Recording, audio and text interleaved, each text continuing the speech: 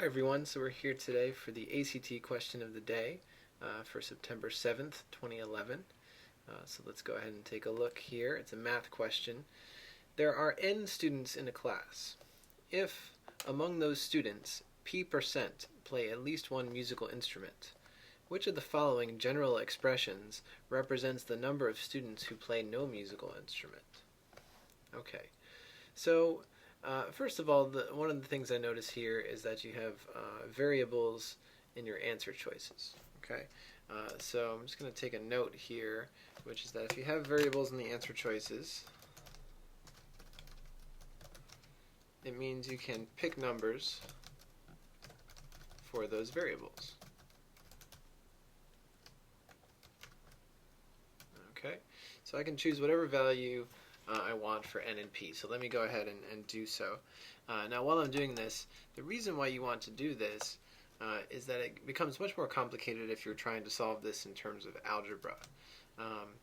I'd much rather you see that there are variables in the answer choices and just go ahead and pick values and solve the question using those values.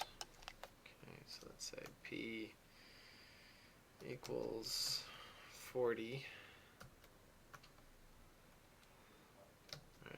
And the percent is already there, but I'll put the percent there as well just to clarify, right? And then, of course, our answer, if we think about those numbers we chose, if there's 100 students and 40% of them play at least one musical instrument, right, then of course 40% of 100 is 40, there's 60 remaining. So the correct answer in this case, right, would be 60. Okay, so let's put in the numbers 140 for n and p into the answer choices, and the one that spits out the answer of 60 is correct. All right, so let's see here. So we're going to take these and we're going to put them in here. All right, and see what they spit out. So we're looking for 60. Okay, well, so first of all, NP, well, no way, that's going to be huge. There's no way that 100 times 40 is going to be 60, right? Okay, now B says 0.01 NP. Well, if you think about it, NP, if P is 40 and N is 100, we're basically just adding two zeros to 40. So 4, 0, 0, 0. And then if we were to take 0.01 times that number, it would be sort of like removing two zeros from that number, right? So that would give us an answer of 40. So not quite.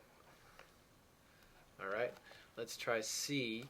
C is 100 minus P times N over 100.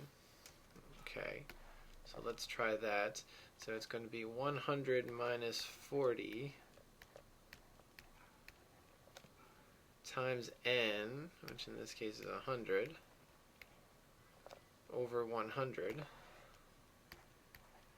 All right, well, first of all, the hundreds are going to cancel out, and then what you're left with is 100 minus 40. Oh, that equals 60.